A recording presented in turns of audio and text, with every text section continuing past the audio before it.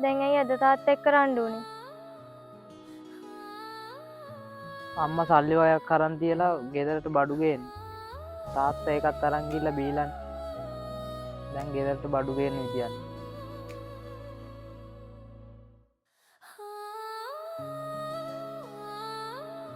මේක ගන්න මලින්දු.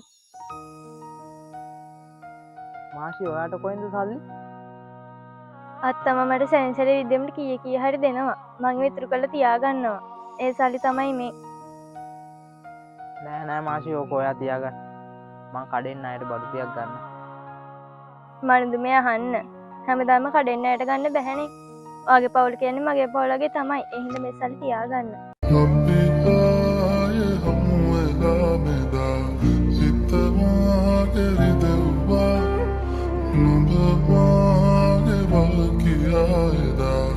Nokia